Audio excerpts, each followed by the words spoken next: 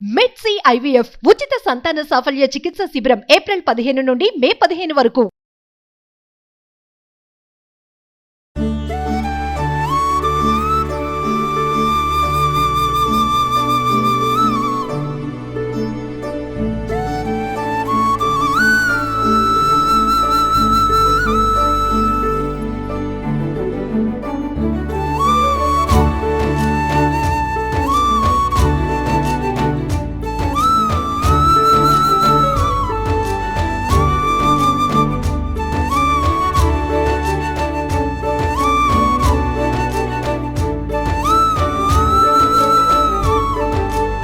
Welcome to Suman TV.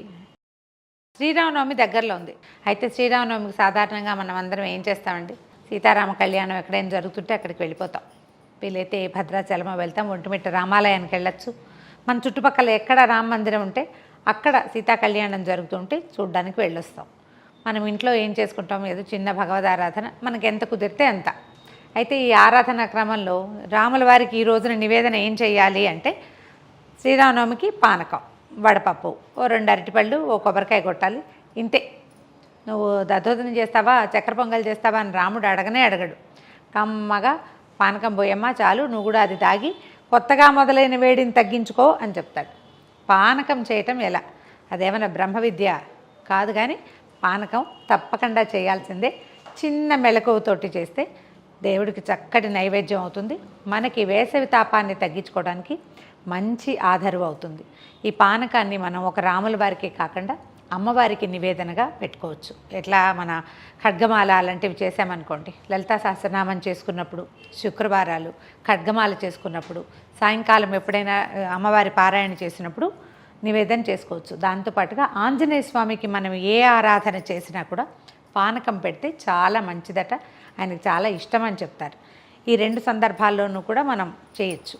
అయితే పానకానికి చాలామంది ఏం చేస్తాము, బెల్లము, తర్వాత మిరియాలు, ఏలక్కాయలు వేస్తాం కదా.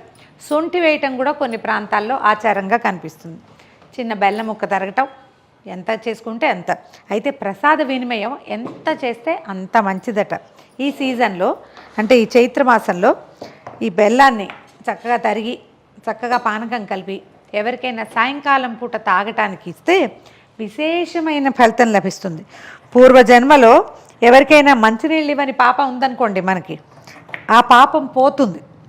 ఈ చైత్ర వైశాఖ మాసాల్లో కనుక మనం పానక నివేదన చేసి ఎవరికైనా వినిమయం చేస్తే, కాబట్టి మన ఇంటికి ఎవరైనా గెస్ట్ వస్తే తాగడానికి ఏమి ఇవ్వడానికి లేదనుకోండి, చక్కగా పానకం కలిపి ఇచ్చేయండి. అందులో ఫ్యూ డ్రాప్స్ ఆఫ్ నిమ్మరసం వేయండి. అసలు అది పానకం అని కూడా కనిపెట్టలేరు, ఏదో చెరుకు రసం లాగా ఉంటుంది. ఎంత బాగుంటుందో. అహోబిలం దేవాలయంలో పైకి మనం కొండ మీదకి ఎగువ అహోబిలానికి నడిచి వెళ్ళాలి. కొంచెం టైం పడుతుంది, ఒక 2 గంటలు 3 గంటలు పడుతుంది. బాగా కొండలు మిట్టలుగా ఉంటాయి, చేతికర్ర సాయంతో ఎక్కాలి. అక్కడికి వెళ్తే ఆ పైన కుండలతోటి పెట్టి ఉంటుంది పానకం. ఆ పానకంలో వాళ్ళు నిమ్మరసం వేస్తారు, చెంచులు కలిపి పెడతారట ప్రతిరోజు స్వామికి నివేదన. అహోబిలం వెళ్ళిన వాళ్ళకి ఈ సంగతి జ్ఞాపకం ఉంటుంటుంది. దాన్ని గుర్తు చేసుకుంటూ మన ఇంటికి వచ్చిన గెస్ట్లకి చక్కగా పానకం కలిపి ఇచ్చేయండి. చూద్దాం ఎలా చేయాలో. బెల్లంలో కొంచెం మట్టి ఉంటుంది కదా, అడుగు నుండిపోతుంది, అంత ఇబ్బంది ఏం లేదు.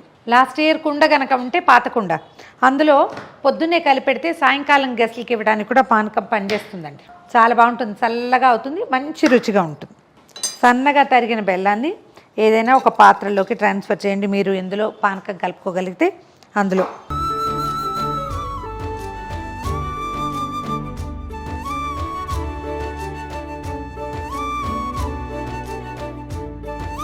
ఏదైనా ఒక స్పూన్ తోటో గరిటెతోటో బాగా 2-3 సార్లు కలిపి పక్కన పెడితే నిదానంగా కరుగుతుంది. మనం ఈ లోపల ఏలకులు అవి కొట్టాలి కదా, ఆ లోపల బెల్లం కొంత కరిగి వస్తుంది.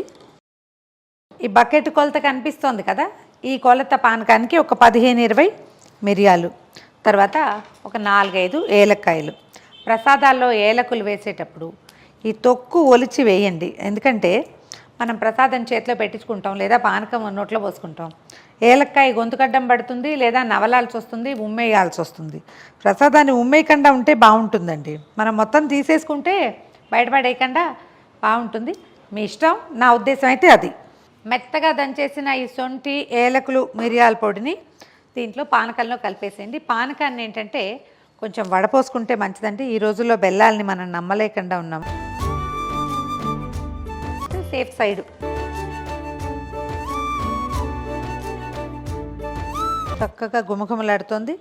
ఇలా పానకం చేసుకోవటం, చక్కగా దేవుడికి నివేదన చేసేయటం, పొద్దున పూట ప్రసాదంగా అందరికీ ఇచ్చేయటం. ఒకవేళ మనకి సాయంకాలం కావాలంటే దీంట్లో ఫ్యూ డ్రాప్స్ ఆఫ్ నిమ్మరసం వేస్తే కనుక గెస్ట్లకి సర్వ్ చేయడానికి కూడా పానకం చాలా మంచిది.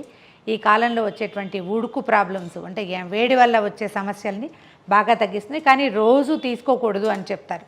వన్స్ ఇన్ ఏ వైల్ తీసుకోవచ్చు. చేసి చూడండి. అయితే ఇప్పుడు ఒకవేళ మనం దేవుడికి పెట్టేటప్పుడు ఒక చిన్న అమెండ్మెంట్ అది కూడా చెప్తాను. అమ్మవారికి నివేదన చేసేటప్పుడు పొద్దునపూట ఇంత సమయం ఉండదు, బెల్లం కరగ తీసుకోవడానికి సమయం ఉండదు, గబుక్కుని చేసుకోవాలంటే నా దగ్గర ఒక ఈజీ మెథడ్ ఉంటుంది. ఏలకులు, మిరియాలు, తర్వాత ఆ మాత్రం పటిక బెల్లం చక్కగా గ్రైండ్ చేసేసేయండి. తెల్లగా మెత్తటి పొడి వచ్చేస్తుంది. డబ్బాలో పోసి పెట్టుకోండి. ఏ రోజైనా పొద్దున్న గబుక్కుని ఖడ్గమాలు చదువుకుంటున్నామంటే ఆ డబ్బాలోంచి 2 స్పూన్లు ఒక వేయండి మంచి గ్లాస్లో వేసి మంచినీళ్ళు పోసేస్తే నిమిషంలో కరిగిపోతుంది. అది చటుక్కని నివేదన చేసుకోవచ్చు. Easy method. అయితే పటిక బెల్లపు పానకం కూడా అమ్మవారికి చాలా ప్రీతట, చలవ చేస్తుందంటారు. అలా కూడా ట్రై చేయొచ్చు. చేసి చూడండి.